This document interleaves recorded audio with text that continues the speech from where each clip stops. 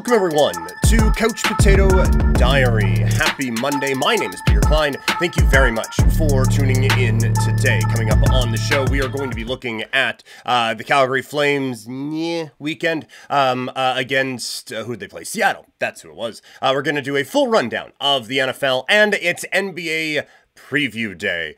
We've been doing little chunks of NBA previews all the way up. Season starts tomorrow, so we're going to do the full win totals, Eastern Conference, Western Conference, we're going to get into it, and some UFC 308 talk. So it's going to be a bit of a longer one today. Let's get into it and start talking some NFL.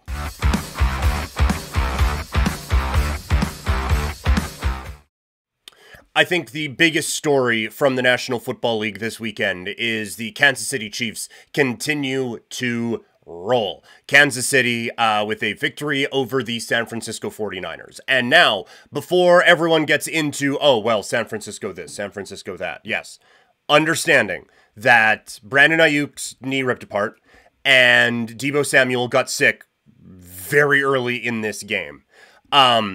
So yes, we are not dealing with the full complement of options here for the San Francisco 49ers, but still, they had Brock Purdy off-balanced all game. And I do think that Brock Purdy has taken a step forward this year and is actually a very strong quarterback, but I do think that this Kansas City Chiefs defense just made him look absolutely off balance and just uncomfortable this whole game. And they do such a great job of making teams one-dimensional. The run game was not a factor at all. Mason was back fine in this game, and Kansas City's defense, it didn't matter. They are able to get such a pass rush. They do such a great job in the secondary as well. There are no holes. There's nothing to really exploit with this team. What we have mentioned a couple of times here from a fantasy football perspective, they do really lock in on a number one option, and then Deebo goes down, so obviously they can then lock in on Ayuk. Ayuk goes down, and they do still have some trouble with the tight end, with George Kittle. And so I just said that this is a team without flaw, and no, we found two of them. But still, this is, I do think, a defense that is one of the best in the league. I think it's down to them and Pittsburgh for the best defenses in the National Football League. They are just so incredibly talented. And like this is a defense-first football team. And then Patrick Mahomes goes out and gets the job done with what he has. And in this game, it was a lot of stuff with the runs. And I understand that there is a it's a little unfair what he can do on the sideline, where everyone is just kind of laying up because they don't want to go out and launch at him, and he takes one step out of bounds, and all of a sudden it's a 15-yard penalty. But he just kind of does a bit of a hesitation, and then he can keep running for an extra 15, 20 yards anyway.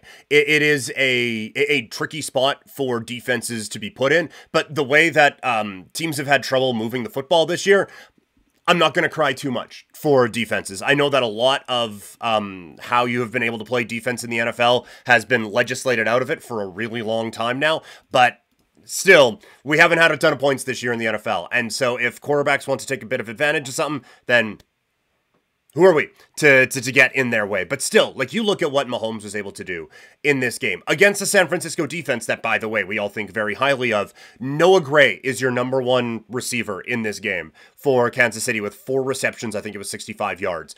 They were able to get the run game going a little bit with Kareem Hunt, but it's Patrick Mahomes, and it's not all the time. So you don't think of him as this mobile running quarterback the way a Jaden Daniels or Lamar Jackson are. But he is so smart about doing it at the right time, and his vision when he has the football is so incredible. That play that he had, what was the Monday night? Was it Atlanta? No, that was Sunday night. The one Monday night game that they had, where he is just like, he weaves in and out. Oh, no, see, we can loop back around and get there. He is able to set up blocks in a really efficient, really effective way, and he just sees the field so well that it is difficult to defend him when he starts getting out and he starts really running for all of that. But yeah, this is still the best team in the league, and they proved it in a Super Bowl rematch against the 49ers. For San Francisco, you hope that Deebo Samuel is less sick when they play again, and the Brandon Ayuk injury, it sucks.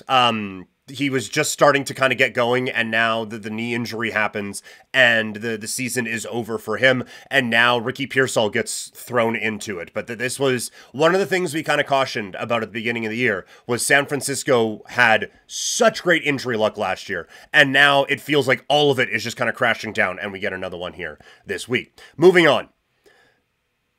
who's going to get the blame with the Jets now? All right, we fired the coach. Mike Williams fell down on a play on Monday Night Football, so we had to go out and trade for Davante Adams. Where's the next scapegoat going to be found with the Jets? For the Jets to get absolutely punished by the Steelers was quite a thing to see on Sunday night. And you have Aaron Rodgers coming out and say, we just came out a little bit flat. First of all, no, you didn't. You had a 15-6 lead in this game and then gave up 31 points in a row. But still, let's work under the assumption that he is correct. He was there. He knows. He was in the huddles, all that stuff. I was just watching on my couch. Let's just say, for argument's sake, that they came out flat. What more sparks do you need? Why are we a team that is in need of sparks? Your season is, I'm not going to say your season's on the line, because a lot of people still think they can make the playoffs. But any hope you have of winning this division and getting any kind of a home playoff game is on the line. You're 2-4. What more spark do you need? You're playing on Sunday Night Football against a very good Pittsburgh Steelers team. This should be getting, that should be spark enough. You've already fired the coach to get a spark, to try to jumpstart this team and move them in a different direction. You traded for Davante Adams to give a spark to this offense. Why are we so sparkless in New York that there's a need for more sparks to be coming in? I don't understand that at all. And it is, I feel like Aaron Rodgers has had so many things just tailored to him the last little bit that, well, something else must be wrong. We just need to fix this. Because it's always been, well, my receivers are too young. My team isn't helping me, even though, we've made it to the NFC Championship game all these times and all these things. But my team isn't giving me the support I need, so I need to go somewhere else. Okay, well, now I don't have the right coach. Well, now I don't have the right wide receivers. At some point, it's not going to be perfect. Patrick Mahomes, I just said, won with Noah by God Gray as his number one receiving option. So spare me the, we didn't have a spark. You only get to play 17 of these a year. Find it. Aaron Rodgers is supposed to be a leader on this team. And I came out and was very complimentary of him a little bit ago, which didn't feel great. But I was complimentary of him because he actually, it felt like, held this team accountable and was actually saying, like, no, that this needs to improve. And this team was not one with a lot of accountability for a while. And so I thought he did great at kind of saying, no, we need to be better. Well, now I think that accountability has to fall on him. He needs to be better. He needs to be the one who is providing the spark. He needs to be the leader that is getting his team all sparkled up and ready to go on Sunday Night Football. Good morning, Anand. Happy Monday. Yeah, thanks for popping in the chat today. Really appreciate it. We're going to get to some Flames chat in a little bit. Anand, one of the hosts on Game Over Calgary. It was myself and Conrad on that this weekend. But back to the football. It's a disaster with the Jets. They are 2-5. They're 3 games back of the Bills for first place in the East. They do still have one more game against the Patriots. That's this week. They have 2 more games against the Dolphins, but Tua might be inching his way back. There are bigger problems there for sure, but it may not be the cakewalk that it seems to be. They do, as difficult games left, they have the Texans, the Seahawks, and the Bills. As games, they have the Jags, the Rams, and the Colts, where it feels like 50-50. But the only wins this team has this year are against Jacoby Brissett and Gerard Mayo in his first Thursday Night Football game, and Will Levis, who is Will Levis. Like, this is not a good football team. And the last little bit of this, and this is a, this is definitely like a hot takey whatever thing, but is that Garrett Wilson drop that leads to an interception maybe a sign of something else? Because he doesn't drop that 9 times out of 10. And it could just be, it hit his shoulder pad and it is one of those plays. And that is like the Occam's razor of just what is the most likely scenario. That's it. I understand I am doing a gigantic philosophical reach with this. But you do wonder if that is a man who is overthinking a little bit. They have just brought in Davante Adams, who is the best buddy with Aaron Rodgers. You have all these different distractions going on. You just wonder if there was just something in his head where I need to make this get. This is my play. This is my chance to do it. And it's the football equivalent of just gripping the stick too tight.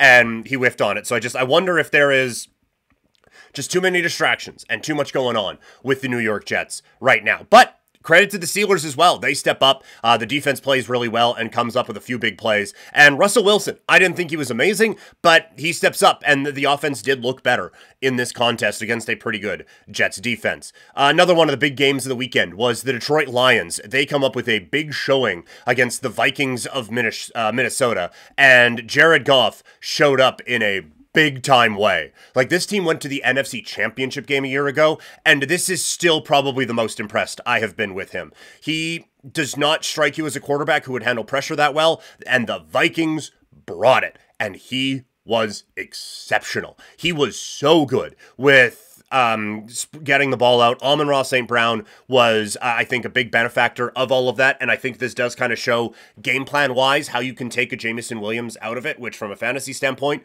sucked this week. But with that pressure coming, Amon-Ra is going to be the guy who's a little bit closer to the line of scrimmage. He is going to get those quick check down passes, and he did a lot with them, and that allowed the Detroit Lions to really step up in this football game. But just a fantastic game. I think both of these teams come out of it with you feeling a little bit better about them. I don't think the Vikings have a whole lot to hang their heads about. Sam Darnold and Justin Jefferson were fantastic, and I do think you get just a touch concerned about your defense being your strength and giving up 31 points, but I still think that you have to feel very good about this from a Vikings standpoint. To think of where we thought of them at the beginning of the year and now what they are doing here is really impressive stuff. The Houston Texans, I think, have some concerns now. They did not manage that game late well against the Green Bay Packers. They had a chance to basically set it up where they can kick a field goal to win it, or at least come close to it, and they just didn't take enough time off of the clock. They left Jordan Love with some time. He marches down, and Green Bay, who have had some field goal kicking issues for years now, get Brandon McManus to just sneak it in, and it looked like it was drifting left, and then it just kind of stays the course and goes through and gives Green Bay a very important win. But for the Texans, like, this is a Green Bay defense that we said last week, we're not really taking them all that seriously anymore. Maybe they haven't taken that big step that we thought. Even though it was a good performance against Arizona, it still is not a defense that's like, no, we're locked in. This is a good one. And they gave the Texans a lot of problems. CJ Stroud with only 99 yards passing in this game. With no Nico Collins, you can really see where things are lacking. This was where we said Stephon Diggs needs to step up, and he just gets into fights. I am pretty done with Stephon Diggs. I think that's fairly clear at this point. They need him to get better. And look, they ran the ball really effectively, and I think that is an area that you can attack Green Bay on now. But Jordan Love did not have a great game. It felt like this game was here for the taking, and it feels like the Houston Texans kind of let one slip away on Sunday afternoon. The Seattle Seahawks step up. Just when we were ready to kind of give up on the Seahawks, they come out with one of their better performances of the year, specifically on defense. That was the type of defense that we were expecting to see from them. And they're getting a little bit healthier, and they're getting a little bit better now. And we will see what the DK Metcalf injury situation is. It didn't look great on the sideline. Reports this morning are that it's not that bad. Like, he did get carted off, but watching Good Morning Football, Ian Rappaport was saying, yeah, the locker rooms are a far way away. Like, everyone kind of gets carted off these days, so they just didn't want him walking all that way. So maybe it's not that serious, but this defense is back to performing the way that we thought they would at the beginning of the year. And offensively, it's not a gigantic stats day for Geno Smith, but it was a good enough day to take advantage of what the defense was giving him and pick up some big points and pick up a big win. And it's just a reminder where the Falcons are. It's a good team who can beat up bad teams and get the occasional win against good teams, but can also lose to good teams. Like, that this isn't a juggernaut of any sort or anything like that. Let's look at the wins. Atlanta beat Philadelphia. That one, I think, is a good win still. They beat New Orleans, Tampa Bay, and Carolina. So they've won their division games and Philly. They have lost to Kansas City, Pittsburgh, and Seattle. There's no shame in losing to Kansas City. Pittsburgh, it was a weird one, week one. But this was just there is a ceiling to what Atlanta can do, and a limit, I think, on who Atlanta can beat. And so this was a good reminder of that. The Eagles dominate the Giants. The big story from this was Saquon Barkley just running like a man possessed, and running like he absolutely saw a lot of those things on Hard Knocks and took it all out on what is a pretty good Giants defense. This was the first time the Eagles came out and made a statement in a couple of years. Like we said last week, this needs to be an ass-kicking game against Cleveland to reestablish yourselves as one of the top teams in the NFC. They didn't do that. Well, they did that this week. And it's not a big Jalen Hurts game, but with Saquon Barkley going the way he was, it's going to be difficult to stop them. The Giants' offense was bottled up by an Eagles' defense that's just okay, and it's very clear that it's not it for Daniel Jones and the Giants. Sticking in that division, hopefully Jaden Daniels is all right. That was concerning to see him come out with a rib injury. He had a family member tweeting out during the game, yeah, he's going to be fine. They didn't put him in because why did they have to? Washington just absolutely dummied the Carolina Panthers and just whooped that ass for a gigantic win. But this is the thing that you're concerned with Jaden Daniels, is that he's small, he runs like crazy, and he takes a bunch of hits. So hopefully this is just quick and he's going to be all right, but you do also hope again that he learns from this. And now for Carolina, it is time to move on from Andy Dalton again. And it is time to bring Bryce Young back in. If all the mock drafts are correct, and this team is going to go quarterback again in the first round this upcoming draft, I think you need to give Bryce Young one more opportunity to go in there and see what he can do. It has now been weeks of him learning. It has been weeks of him on the sideline seeing what this offense maybe can be.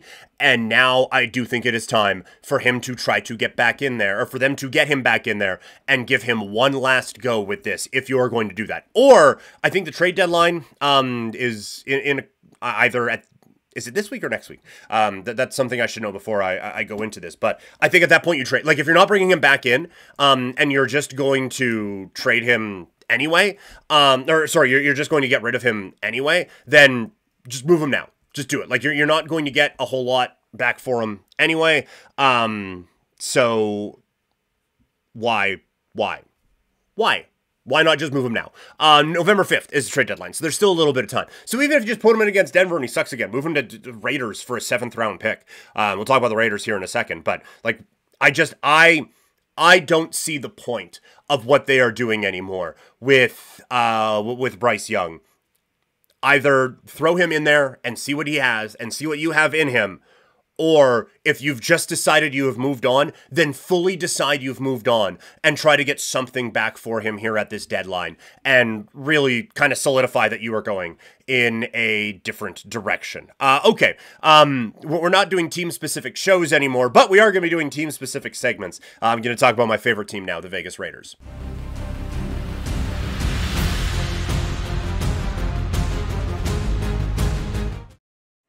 So the Vegas Raiders fall to the LA Rams. The big story in this game is that Aiden O'Connell goes down with an injury.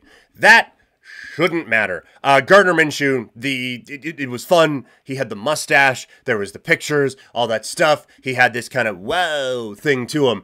He's not an NFL quarterback. That was, again, a dreadful performance against the Rams defense that should be there for the taking. You should not have to kick a late field goal just to get your 15th point of the game. There was it is a bland offense with a quarterback who has some like location issues, zero pocket sense, all of it. It is so bad with the quarterback situation. And look, I don't think Aiden O'Connell's it either. I am now at the point with this Raider team where you draft a quarterback this upcoming year.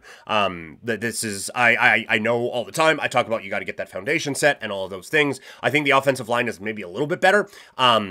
And you don't have Devontae Adams there to throw to anymore. But with Bowers and Myers and Tucker and Turner there's at least a couple of guys that you can get a little bit excited about right now.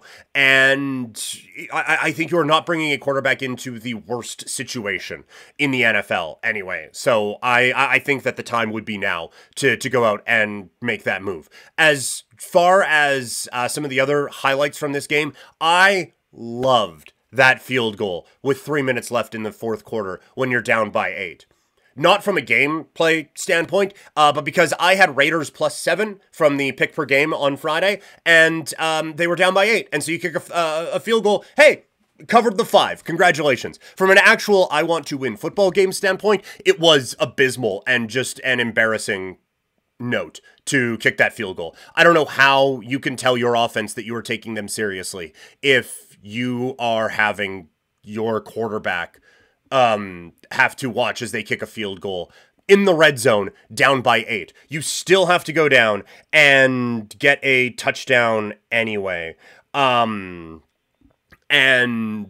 to then have to, like, it didn't make any sense to me. Sorry, I'm getting off whatever, because I'm mixing a couple of rants together.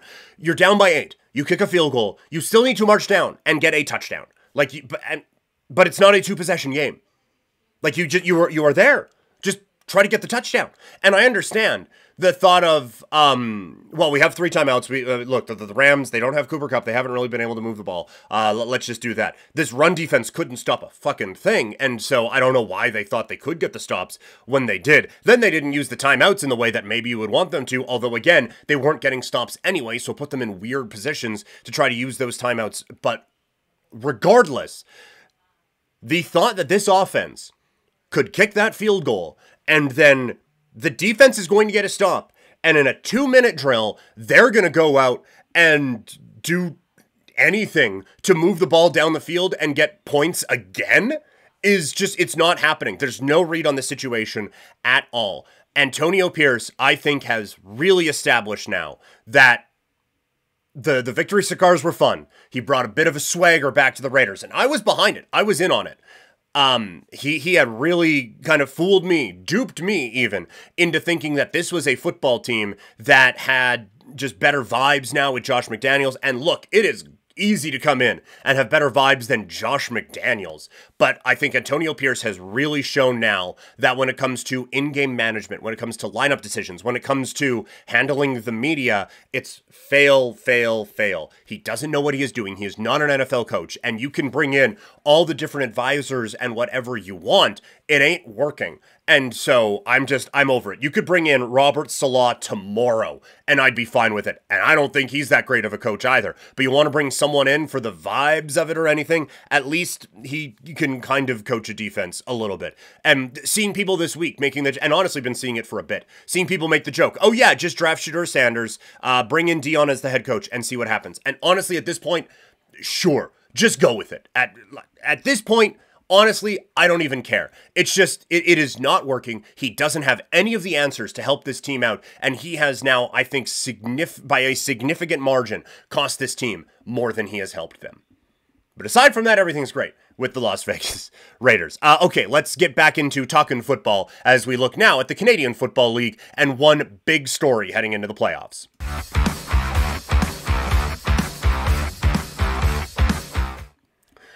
You could say there's a quarterback controversy in BC. I would say that there is a quarterback switch in BC. There is no way around it. Vernon Adams needs to be the quarterback for the BC Lions when they head either to Saskatchewan or Winnipeg for the West semifinal in 2 weeks' time. Vernon Adams, I don't care who it was against, comes out and balls out, and I think just absolutely takes this by the reins and is like, you know what? This is my team now. I got this. He came out with a tremendous performance, and it was a immediate reminder of how good this guy was at the beginning part of the season. And for Nathan Rourke, I don't doubt at all that, like, I don't think that this is a Space Jam thing and he's just lost his powers and he just sucks at football now. I don't think that's the case. I think he just hasn't played football in 2 years and has come into an offense that is a little bit similar, but with receivers that are different, against teams that are different and playing him differently, and he is trying to catch up, and it's just not there. Well, Vernon Adams knows this offense, knows these receivers, has the timing down with everybody, and is still remarkably talented. So I don't think there is an option. Look, I am a Rider fan, and I kind of accept that the Riders are going to be the 2 seed. Sorry, in the West. It'd be great if Winnipeg lost and Saskatchewan beat Calgary, but I have a pretty good understanding that I think it's going to be the Riders who are going to be facing BC in the West semifinal, and I am begging them to bring Nathan Rourke in instead. I am begging you to have Rourke be the guy to come in and try to lead this team to victory against Saskatchewan at Mosaic in the West semifinal. That would make my day if that was going to be the case, because Vernon Adams is just so clearly the right option for BC here. On other CFL-related notes, we'll just have one quick one here before we bounce on to some other subjects.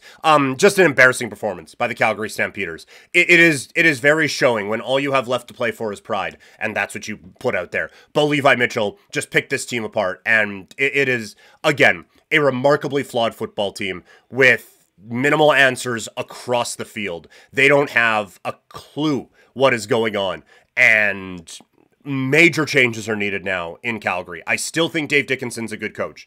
I just think the roster construction isn't good. There, hot take. They need a lot of help. They need a lot of talent, and they need, I think, a real shift in how this is going, because this was one of the more embarrassing seasons this Calgary team has. Definitely the most embarrassing season this Calgary team has had since I've moved here, and really bad going back to like the 2000s, like 20 years now. So that's the story from the Canadian Football League. We'll have more CFL coming up tomorrow with the power rankings. Let's now move into a quick weekend recap for the Calgary Flames.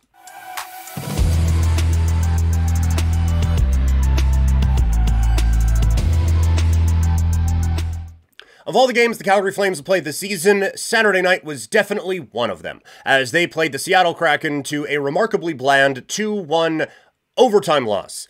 And the play in overtime where Nazem Kadri turns the puck over and allows Seattle to get the goal that leads to the victory was not a play that Nazem Kadri needs to be making, nor one that he should be making, and he should be veteran enough to not make that play. I do think that with this game going a little bit sideways for Calgary, Kadri was just, it was one of those trying to do too much things. It was just bad. It was bad.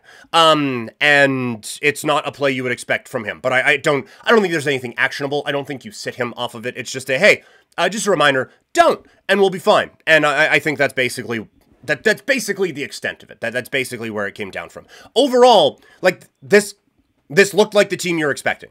This was a team that at times had trouble generating high danger chances. It felt like at times they had trouble defending high danger chances. Natural Stat Trick last night had, or Saturday night, sorry, had the high danger chances at 11-4 for Calgary. Can we go back and see if that's actually what they stuck with? Because that just didn't feel like that game at all.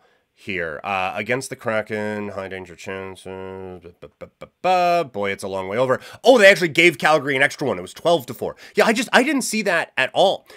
Expected goals for, it felt like, again, they have the edge there. So the numbers are seeing something that I genuinely didn't see. I didn't think offensively this team played very well at all, and I didn't think defensively this team played very well at all. I thought Dan Vladar was fantastic. I thought he was sharp when he needed to be, and this game could have got out of hand if not for Dan Vladar. But overall, this was a team that's not very good, that had 3 days off, and full days off, like Wednesday, Thursday, Friday, fully off, and they looked like it. They did not look sharp. They did not look crisp. They did not look like they were executing anything well. They had some opportunities, I think, to really start creating those chances, although apparently they did awesome at it anyway. But I thought they were off. I thought they were off all game, and it's a bit more what we expected. The one thing, and we talked about this, Conrad and I did on Game Over Calgary, I don't know where there's room for Tyson Barrie here. I think that when he goes out there and is on the power play, that, like, okay, that's how you are supposed to use him, but now you do have two defensemen out there, which is not the way that most teams are running their power play. And I get that you have the offensive guy out there, but still. Also, if he's only in like 40% of the time, it's tough to work that chemistry, and it's tough to get that. And so if you're going to use Tyson Barrie, use Tyson Barrie. He's got to be in there, I think, every day to, again, get that chemistry going and get all of that, instead of making a decently sized philosophical switch. Now, Rasmus Andersson apparently is just a net front presence now and can be that guy, but I think that if you're going to practice it one way 60% of the time and one way 40% of the time, that's not how this is going to get better. So I don't think it's a fit. I don't think there's room. I would much rather see more extended play on Miramanov. And if that's not it, bring someone else up. Everyone in the American Hockey League is playing well right now. Bring those cats up and just see what these guys have. Because I don't get it. I really don't get it with the Tyson Barrie situation. I think it's a rough fit. Anyway, Flames back in action tomorrow, along with basically everybody when they take on the Chicago Blackhawks. I, again, will be back on Game Over Calgary once that game is done. Sorry, just before we get into the fight talk here, Anand saying, yeah, Tyson Barrie's situation is complex. Sometimes he fits, sometimes he doesn't.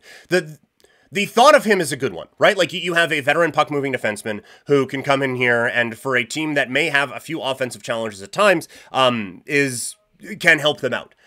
I did think that, like, he jumped into the rush. I think part of it is, again, and it sounds like I'm making excuses or whatever. Part of it is I think he is trying too hard. He jumps into the rush on that play when there's no room for him to do that. Like, the spacing of it didn't work. And it led to a 2-on-1 back the other way for Seattle. It is just, it is off.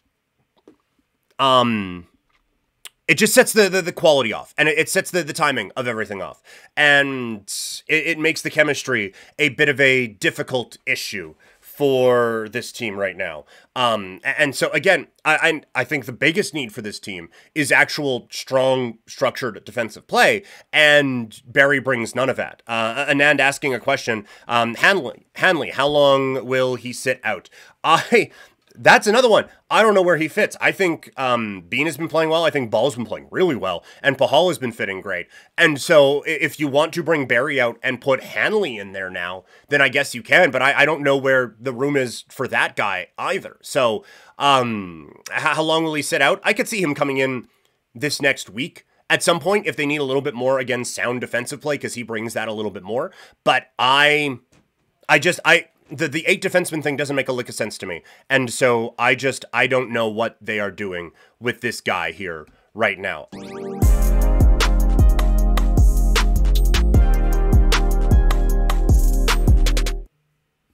UFC 308 going down this weekend. After a brief pause there for live viewers, we get back up and running here. Very interesting main event. And honestly, very interesting main and co-main. We do these on Mondays of every UFC pay-per-view where we look at the big fights coming up on it, and the main and co-main. And this is one of the better combinations you will have. It is Ilia Topuria defending the featherweight championship as he goes up against Max Holloway. And in the co-main event, you have Robert Whitaker and Khamzat Chimaev looking to settle who will be the next probable challenger at 185 pounds. Let's start with the 145 pounders. Topuria has a chance to go back-to-back against legends. First, he has a win over Alex Volkanovski, and now he is facing Max Holloway. This kid feels like one of the next big things, and it has felt like that for a little bit. 27 years old, he feels like a superstar.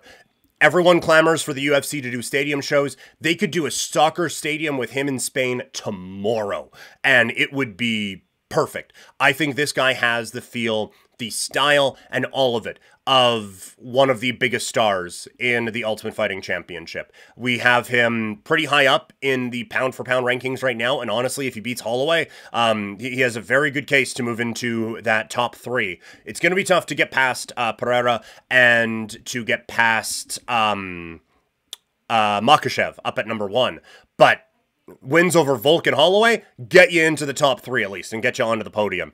So he has an opportunity here this weekend to, at 27, work his way into pound-for-pound number 1, at least consideration with a victory. For Max Holloway, it's looking to find that magic again. He has the epic knockout over Justin Gaethje, but I still think people view him a little bit differently than he deserves. He is only 32 years old. And I think having the losses against Volkanovski and having, well, Volk was the champ, no clear path to a championship opportunity, you then fall into, oh, it's the Rich Franklin, it's the Kenny Florian, it's all these guys where, yeah, you know what? Very good fighter. No one questioning how good Max Holloway was. But at this point, it's just not there for you. You can't be the champion, so you're just going to kind of take some money weight fights, and that's going to be that, and that's going to be the end of it. Not so much. This guy's 32 years old. His last 4 losses, 3 of them have come to Alex Volkanovski, who at the time was the number 1 pound-for-pound fighter in the world, and the other one comes to Dustin Poirier, who kind of does that to everyone when Holloway was moving up to 155 for one of the first times in his career. And so I just think that people really underestimate Max Holloway going into this. Like I said, coming off of a legendary knockout over Gaethje, but let's not just let that fight be brought down to one epic moment. Epic moment, all-time great moment, for sure. But it was a dominant performance the whole night. Vintage Max Holloway. That Max Holloway against almost anybody doesn't lose. I just don't know if Topuria is in that category. I just feel like he might be a level above. This fight is going to be so interesting to go through and break down as the week goes on. In the co-main event, it is a middleweight bout between Robert Whitaker and Khamzat Chimaev. For Chimaev, it is time to get going. He, for a long time, has been the best fighter to not have a championship in the UFC. And it doesn't, quite frankly, feel like he is taking it seriously. And I think the momentum completely stalled at UFC 279 when he misses weight for that, goes out and just ragdolls Kevin Holland. But since then, he's only fought once. It was basically a year ago against Kamaru Usman. And that one, it's at 185 and you beat a 170-pounder. So it feels like that momentum is cooled. And so I think the big thing to watch this weekend is, can Khamzat get that buzz back? Can he get that? Can you remind everyone that he is one of the best fighters in the world? Because I don't think there is a question, when you just look at talent, that he might be the most talented fighter in the Ultimate Fighting Championship today. He does not have the championship resume to prove it yet, but he does have an opportunity to really establish that here this weekend when he goes up against Robert Whitaker and try to get that buzz back and get back on top. For Whitaker, it is a chance to remind everyone how good he is. Again, I feel like a lot of people almost underrate him because he hasn't been in the title picture for a long time. The loss against DDP was a real difficult one, and it has kind of now set him back. But we do forget, before Izzy came in and kind of dominated, Robert Whitaker was the guy at 185 pounds. A win here, as improbable as it may seem, but a win here gets him back into that conversation again, gets him into a title shot opportunity against Dricus du Plessis, and creates a real buzz around him again. So it is kind of like Max Holloway, where you have a chance against someone who most of the MMA community feels has passed you by. This is a chance to go out and grab that reputation back and just be like, no, you know what?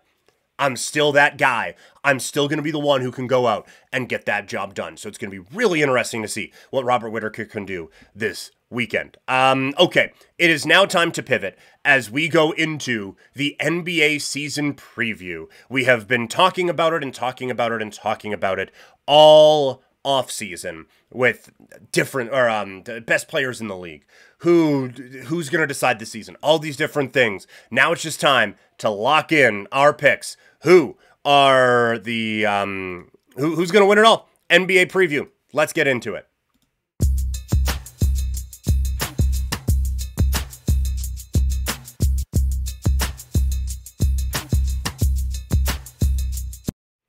It is NBA preview time. First, we're going to run through the Eastern Conference and do the win picks for each of them. And then it will be on to the Western Conference, running through and doing the win total plays for each of them. So, I do have my handy notebook here. I don't have a lot of room for it, so just quickly doing this. And now we are back. Okay, so NBA.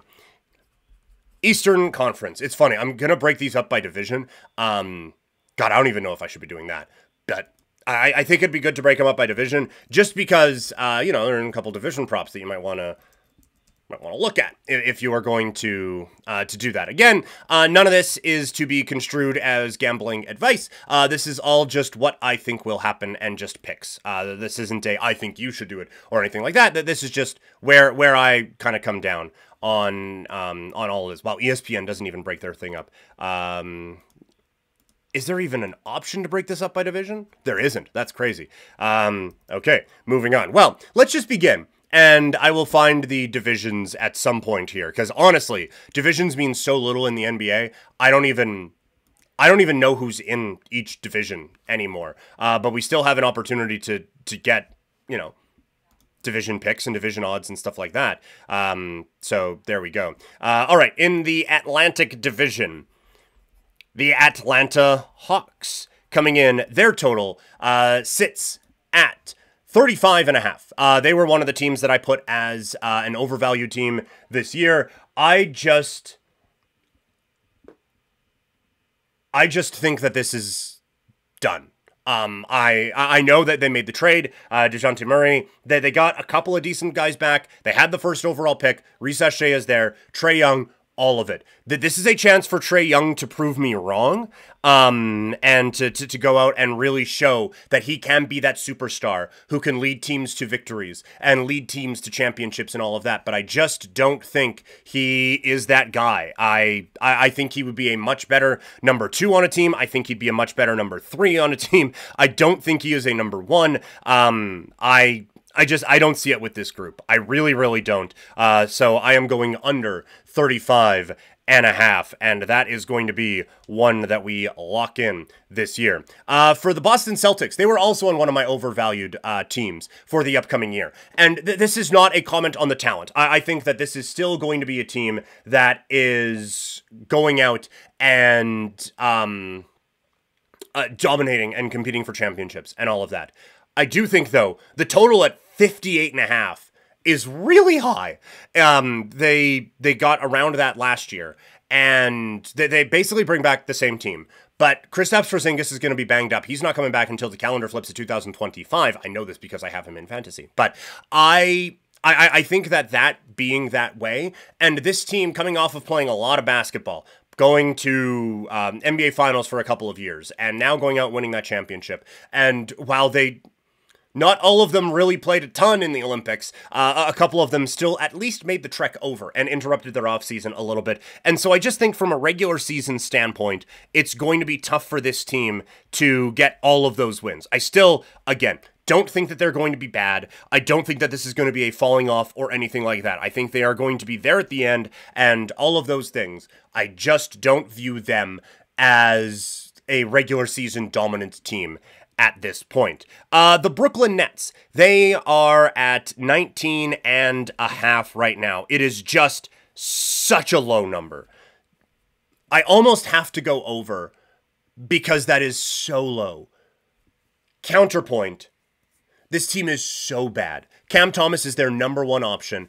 They got a bunch of picks for Mikal Bridges, but there wasn't anything coming back that was going to help this team out. There's nothing there for this team to think they're going to be good. And so I just can't in all good conscience say anything good about this basketball team. I am going to go again under 19 and a half on Brooklyn. That's not going to be one we lock in, but they are so bad that it would pain me to take the over. And I get that is not a sharp way of thinking, but could this be a team that gets 17 wins this year? Definitely. I think they're closer to that than they are a team that wins 22. Like, I think if I was going to take the over, I probably wouldn't. You're only taking it for a couple of games. Well, under, they could go by a few. Toxic. I know hindsight is 2020, but what a horrible trade Luka for Trae Young is. Holy cow. You're not wrong there, Toxic. You are not wrong. That is looking like an all-timer. I do think that Sacramento and Phoenix get a little bit of, because they didn't just directly trade him away, I don't think get nearly criticized enough for how awful it was that they had 2 picks there as well, and they didn't take Luka with either of those picks. Like, it was, Ayton went first overall, right? And then Sacramento, I think it was Fox, who fine player. Ayton helped Phoenix in a NBA Finals.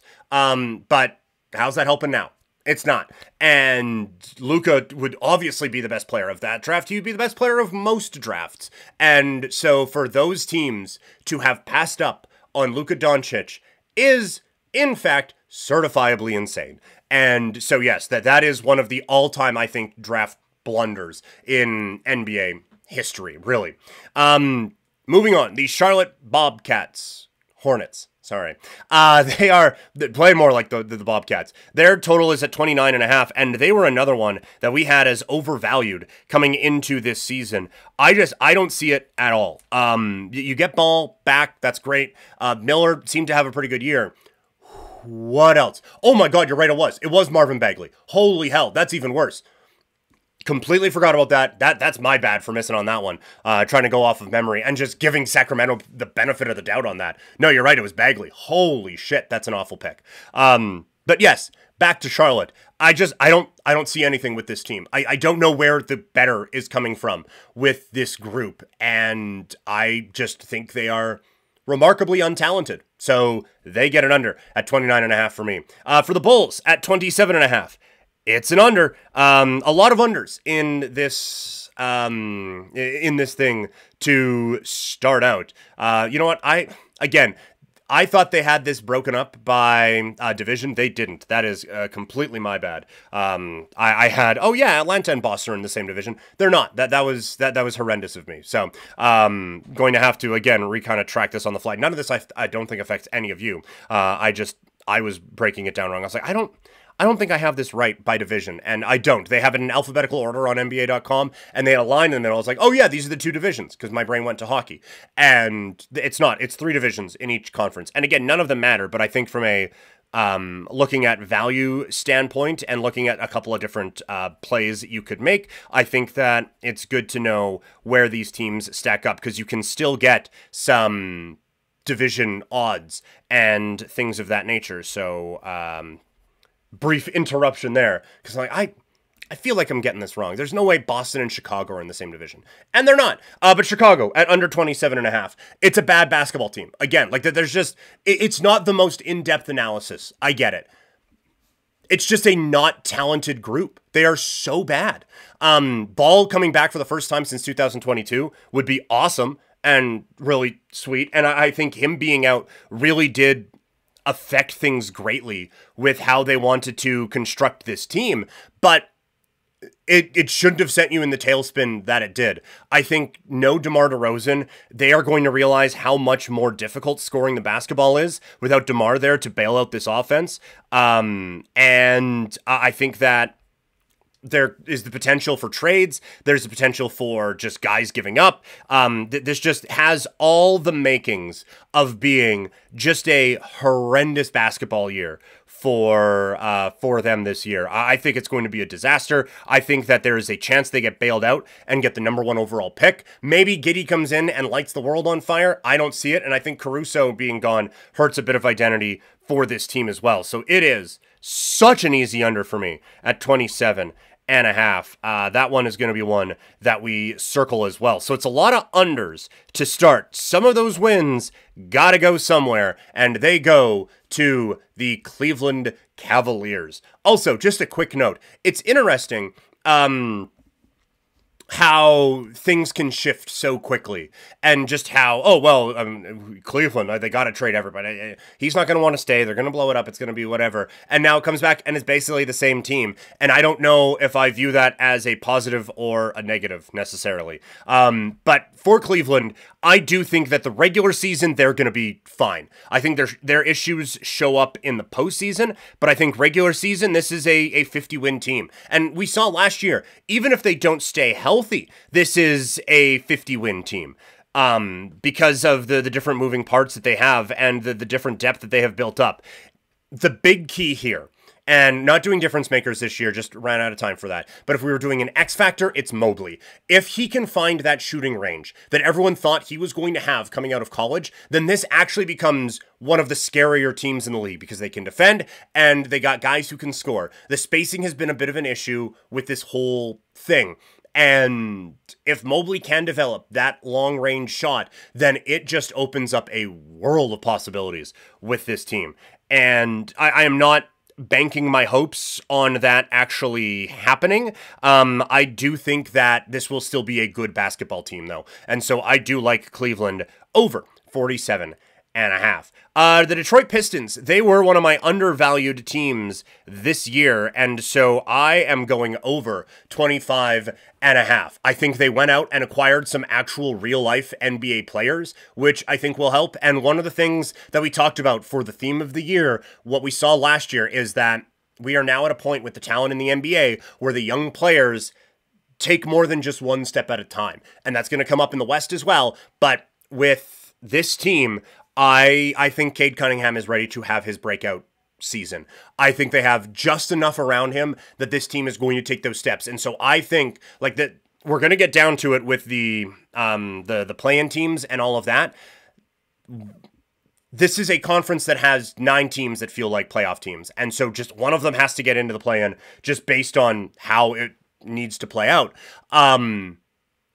I I think they have a real opportunity to get up into that play-in round, so to speak.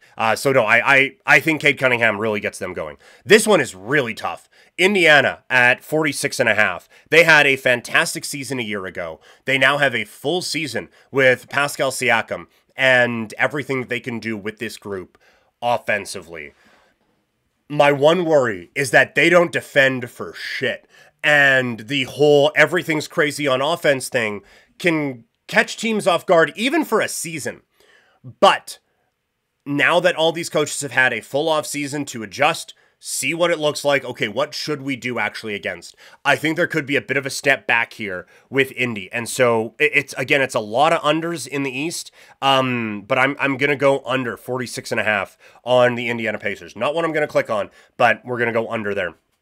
Miami, 44.5. This one was a stone cold under for me for a bit. And I think they were one of the teams that made the playoffs last year that might not this year. But it does really feel like Jimmy Butler has come in and been really motivated. Eric Spoelstra is still an amazing coach. And so I again find myself buying into Miami. What we said in terms of guys who are going to decide the season, if Rozier and Butler can stay healthy and actually gel, and you have Adebayo, Butler, and Rozier all playing really good basketball together, this is going to be a team that is going to be a difficult out. And so I am going to go over 44.5 for the Miami Heat. Milwaukee, 51.5. This is an easy under for me. I think their time has kind of come and gone. I think that you are relying on a full uninjured season for Damian Lillard, for Chris Middleton. You are banking on Brook Lopez just being awesome and ageless and being able to control things even as he gets into his late 30s as a big dude. Giannis is amazing, and he is one of the best players in the league still. But this just does not feel like a competitive team in the Eastern Conference anymore in terms of the upper echelon. And so for this team to get to 52 and 30 on the year, I simply don't see it. So they are an under to me at 51.5. The New York Knicks, their total is at 52.5. I'm taking it. I'm taking the over on it. I'm all in on this Knicks team. I loved what they were able to do last year. And we did kind of talk about some of the things that we're worried about, where you have a team that has built up an identity, and DiVincenzo was such a big part of that. And he is gone, and Towns doesn't seem like he fits it, and he's there.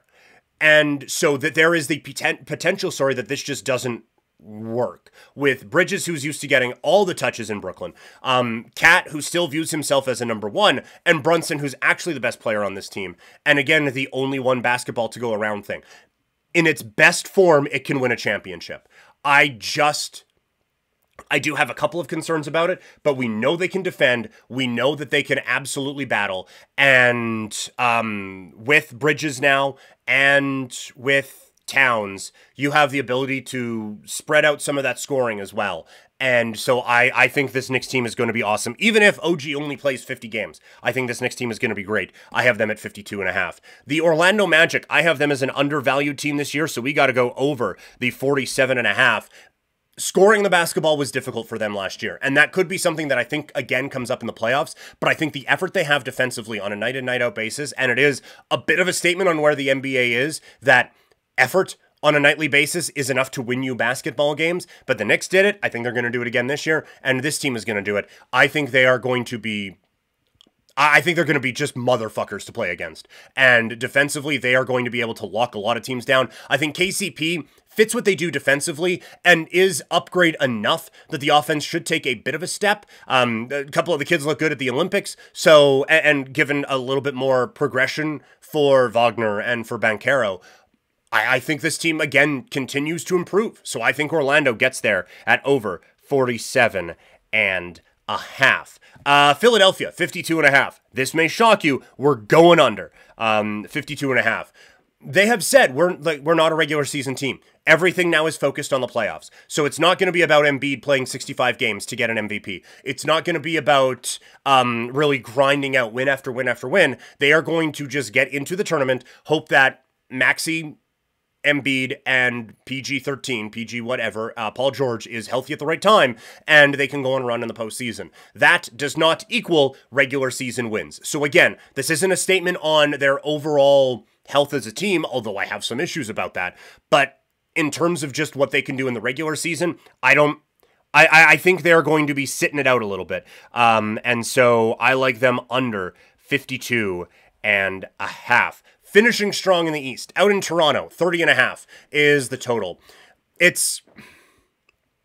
You can see a world where it is over, where Scotty Barnes continues to progress quickly now with a full year. Fits perfectly with what Scotty Barnes can do, and those two just mesh. And RJ Barrett finds again the Olympics of him version of him, and this team actually puts up some points and can actually win. On the flip side of it, this offense can get bogged down in the mud a lot, and there isn't a whole lot of depth there. And so I do think that now, and you hear the talk like Pirtle saying like, look, it's not about this year. We know that. I feel like they are already kind of defeated before the season even gets going. And so I think they are an under at 30.5 for the Raptors. We're going to do a more in-depth Raptor season preview coming up on the show tomorrow. And lastly, in the East, it's the Washington Wizards. This one's an easy under at 30.5 as well. I don't know where you're getting 30 wins from this team from. I think that anything that can be moved by the trade deadline will be moved. I think that it is a basketball team that just has a few pieces that look intriguing that aren't any good together. And I think it's going to be one of the worst teams in the league. I think they have a real opportunity again to get a high draft pick. So now, where does everybody line up? Well, firstly, for division winners, I don't know if the Knicks are going to go so far over as they get Boston. That they catch Boston for that division. But let's look at some of the division prices here real quick for some of the teams that we have in some of these spots here. Let's go NBA. Let's go futures. Show odds. Divisions. Atlantic.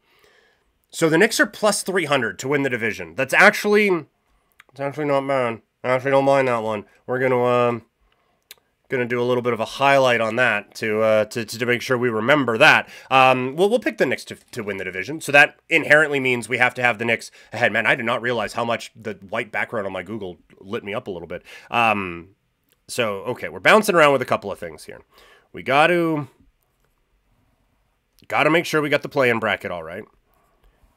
And then we go here. And again, none of you can see me doing this. And I should definitely figure out how to do these on a screen, so y'all can kind of follow along with me as well here.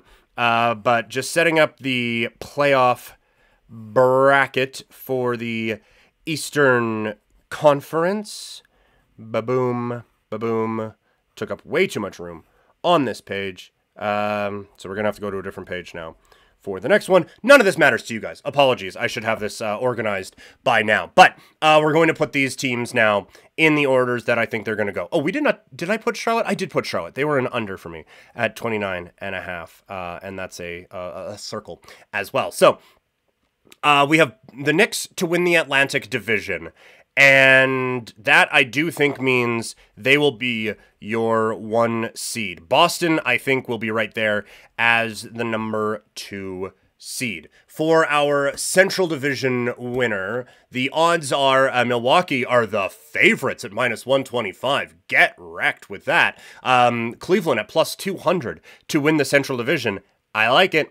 I actually like that quite a bit. So we will go Cleveland there to win the Central. And again, the highlighter comes out for that particular play as well. And then in the Southeast, who do they have winning it? I'm assuming, yeah, Orlando minus 161. Miami might be a bit of a value play there, but I don't see that necessarily happening there. So Cleveland we do have as our 3 seed. We do have Orlando coming in as our 4 seed. Philadelphia seems like they would be the next ones up. Actually, I think, well, I did take under on Indy at 46.5. That's might be a little bit low. So I do think that it is going to be Philly coming in as the 5 seed. We will have Indy coming in as the 6. So that means it will be Miami as our 7 seed. Coming in at the 8th seed is going to be Milwaukee. Holy crap. Our 9th seed, oof, this is where it gets tough. Is there an obvious one here? I don't think so.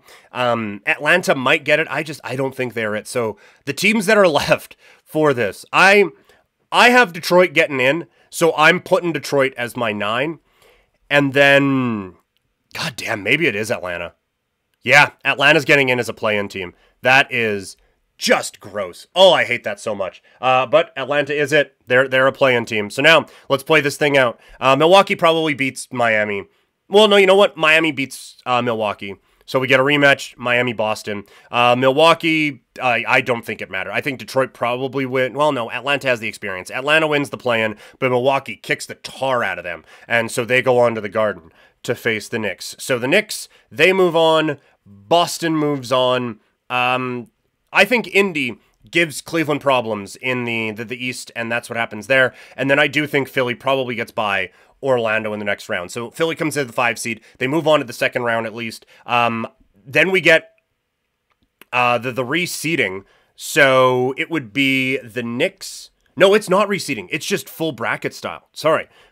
I keep screwing all this up. It would be the Knicks against Philly, and it would be Boston against Indiana in the conference semifinals. And so you would get Knicks, you would get Boston, New York Knicks versus Boston Celtics in the NBA's Eastern Conference Final. And that is where I think this gets really interesting. And I think that is where Kristaps Porzingis being back and healthy presumably gets them the win. And so I have the Boston Celtics winning the Eastern Conference. So those are the plays there out east. What about the Western Conference? Let's get into it now as we continue our NBA preview on this lengthy episode today.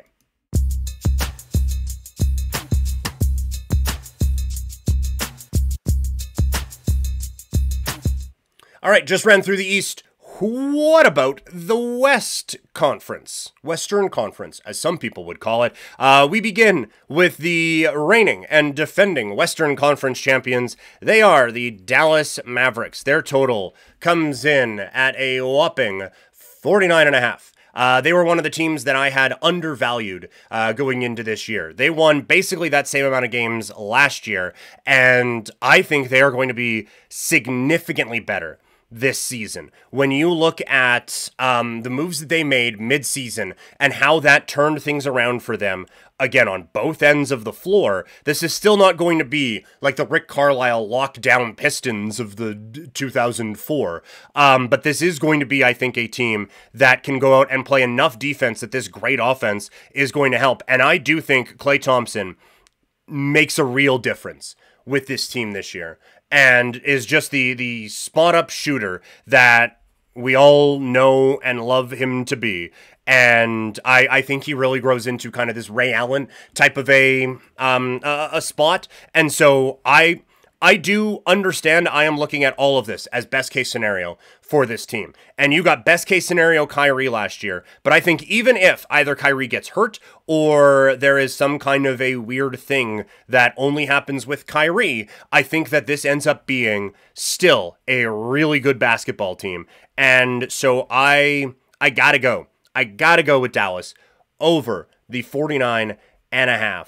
And we are going to give that one a little bit of a circle for that particular play. The Denver Nuggets, they come in at 51.5. I think it's an under. I think that Jamal Murray looked so bad at the Olympics, and this team is, I think, going to spend this year figuring out which young players fit where. I don't think they're, like, again, I think that the years of gearing up for a Jokic MVP are done. I think the years of going out winning 60 games are done. I think that they are mainly focused on where do our young players fit and how can we kind of maximize this. And I think that's going to lead to some growing pains out in Denver. So I have them under 51.5. The Golden State Warriors at 43.5. This one, it's tough because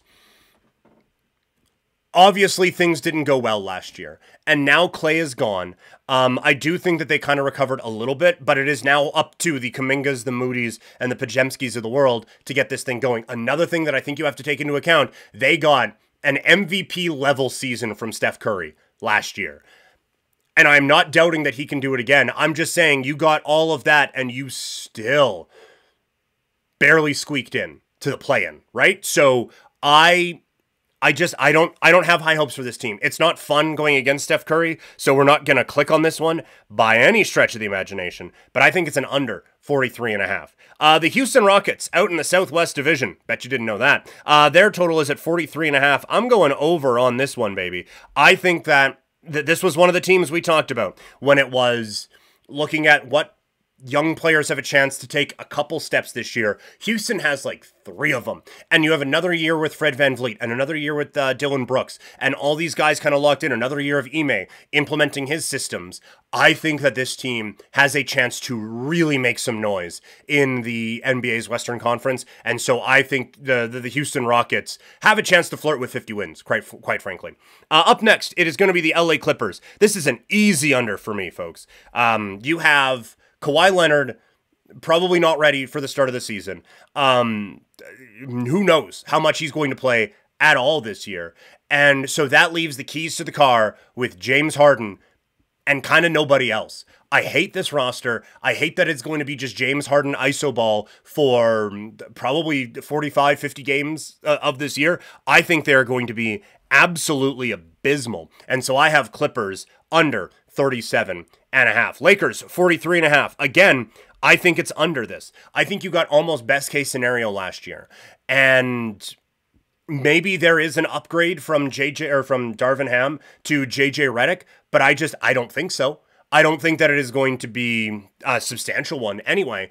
I don't think they brought in anyone that really changes how you view this team at all. And then you have the Bronny thing kind of hanging over all of it as well. There's more ways this goes wrong than more ways that it's all of a sudden a 48-win team or anything like that. I just don't see it. Memphis, they were one of my overvalued teams in the offseason. I understand the excitement around Ja Morant and all of those guys coming back, and this team that was awesome a few years ago now getting a chance to be awesome again.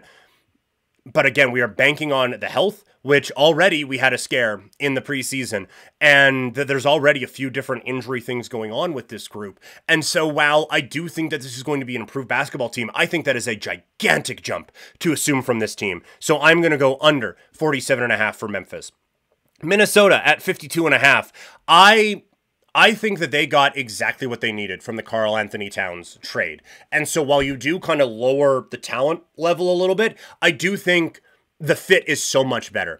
The one concern is definitely Julius Randle and how ball-stoppy he can be, because Ant can kind of be a little bit of that as well sometimes. And so I do think you get a bit of a motivated Julius Randle coming out here, just launching threes and being the all-NBA player he can be. I think Anthony Edwards, that Olympic experience, always seems to help some of these guys.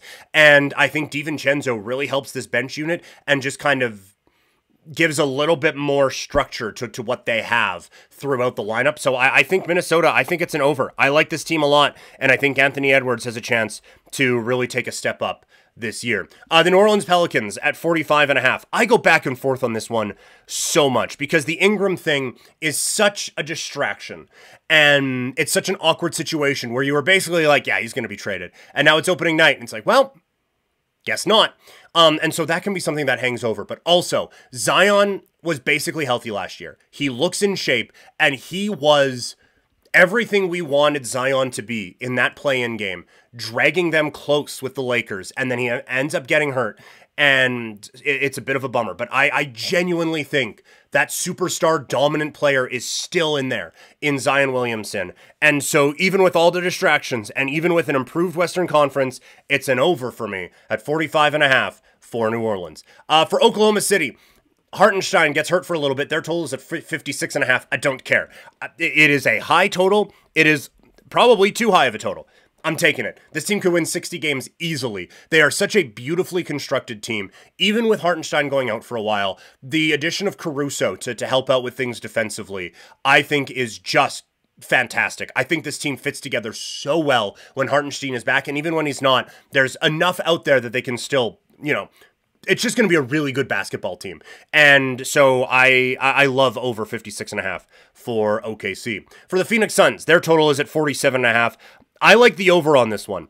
I think that this is going to be, I think, a bit of a year where they kind of put some things together. I think Booker having a really good Olympic experience, Kevin Durant still being him, and I actually think they kind of got the most out of what they could with limited cap space and everything in the offseason. So I think that they handled that situation really, really well. This is actually a pretty good basketball team with a lot of high-end talent at the top part of it. So I like Phoenix to go out and to get the job done. I think that they put on a really good regular season. Just kind of remind everyone how good a lot of their players are. Portland at 22.5. I think that this is one where, because you have Flag at the end of the rainbow where everything could be really exciting, I think that this is an opportunity now for Portland to maybe bottom out a little bit and get one more kick at it and then really start to grow next year. They have some pieces that I like, but I think it is going to be under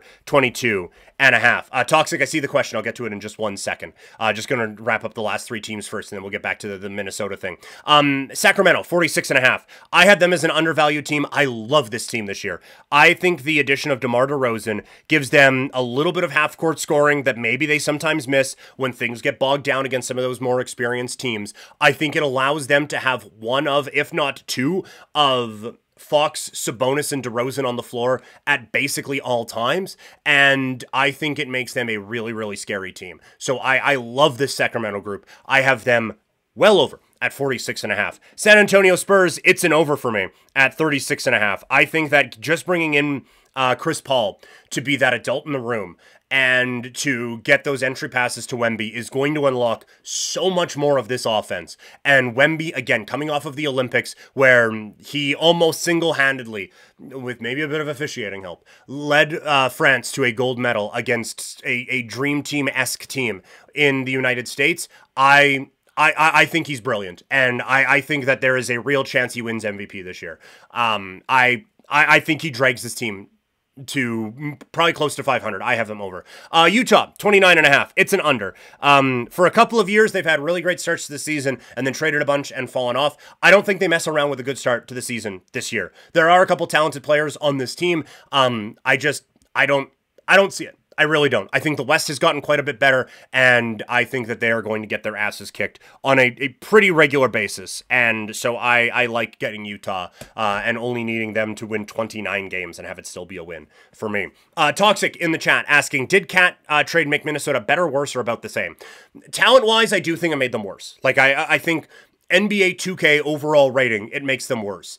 But it makes the puzzle pieces fit a little bit better. And so I think long-term it makes them a better basketball team. So I am going to say better for this group. I think that you still have Naz Reid, who absolutely balled out with no Karl Anthony Towns there last year. You have Julius Randle, who is very motivated in the final year of his contract to go out and prove that he can still be an all-NBA type of a player and provide a real spark to this team on offense. And you have Dante DiVincenzo, who spent some pretty good stretches being the best player on the floor in a playoff series when the Knicks were playing the Sixers and it was both bench units out there. I think that the experience and, again, the structure that he can bring is really going to help that second unit out in Minnesota and maybe even help them close games. I would have to figure out how that roster would work, but I think that he is going to be such a kind of stabilizing force for this Minnesota team. So I have to say they get better with that. All right, now it is time to make a couple picks on this one. And so we begin Northwest Division winner, Oklahoma City, the clear favorite to win this one at -143. And yeah, I think we just kind of have to pencil in OKC as the 1 seed right now. Pacific Division winner, the Phoenix Suns are at +170. Sacramento +250. I'm not getting all the value I want out of that one, so I'm not going to make that play. I wish it was a little bit higher. I thought it was maybe a bit more of a bold call. So I think Phoenix still ends up as the division winner in the Pacific Division at +170. I just don't know if we're getting the value that we necessarily want for that, but I do think Phoenix does finish as the 2 seed. I think that it will be Minnesota as the 3. Denver finishes at, oh man, I have Denver finishing at the 4, but I don't know, because we have to go to the Southwest. Dallas Mavericks +100 to win that division. Man, Houston Rockets at +650 is enough for me to actually roll with, and to actually, that might be a bit of a sprinkle play here. Enough value to have me think. I just think that they could have a real big breakout type of a season. So I'm going to have them as the 5. I'm going to have Dallas as, God damn. Man, the West is tough. Because, like, I'm talking all this shit about how great I think Sacramento's going to be, and now I have them in the play-in. That's where the West is this year. And then I think I've got the 3 teams in the Northwest, right? OKC, Mini, and Denver. Am I missing anyone who needs? Yeah, after that it's Utah at +50,000 to win the division. So that's good. We've chopped off that division. That's great. We got to get New Orleans in here. So they're going to be my 8. We're going to have Memphis come in as the 9. And so now we have 1 spot left for San Antonio, Golden State, and the Lakers. Man, this is, you know what? I'm take committed on Wemby being the guy this year. I think Wemby does it. I think San Antonio gets into the play-in. Let's do it. Let's get crazy. Let's have some fun with it, shall we? So we're going to get San Antonio there in. So our play-in, we're going to have Sacramento move on. They'll beat New Orleans, so they'll be the 2 seed against Phoenix. We will have... Yeah, I think regardless of how the other play-in goes, New Orleans is getting in. So, again, I'm going super bold and having 1 through 8 in both. Oklahoma City against the New Orleans Pelicans. Again, I can talk all this about Zion and all this growth and everything like that. OKC is just kind of too perfect right now, so I will go with them. Phoenix against Sacramento. I think this is where I'm going to get my boldness for Sacramento. I'm going to say the Kings advance to the Western Conference semifinals with a victory there. Minnesota against Dallas. That is such a fun series again, but I do think, again, Dallas comes up with that victory, so I will have Dallas advancing there, and then Denver I do think beats Houston, so we get a semifinal of OKC, Denver, and Sacramento against Dallas. The Western Conference final would then be OKC versus, we will say Dallas again, and I think OKC gets the job done. OKC versus Boston in the NBA Finals, and I just think Oklahoma City is built perfectly, and I love how they're constructed. Oklahoma City, my NBA champions for the year. Thank you all so much. This has been a bit of a marathon episode here today. Thank you all so much for tuning in. Coming up later on today, there is going to be a Twitch stream here. We're going to do some more video game playing at 3 o'clock. We're going to do more Flames, playing the Flames one. I want to get through that, and so we can start getting some of the retro games going here. And then 5 o'clock, so that's going to be a bit of a quicker Twitch stream today. 5 o'clock, I'm going to be on Sportsnet 960 The Fan, part of the Flames Roundtable with Pat Steinberg, so check me out there. Thank you guys so much for tuning in, and I will, I'm going to go try to save a bit of my voice, and I'll talk to you guys later. I'm out.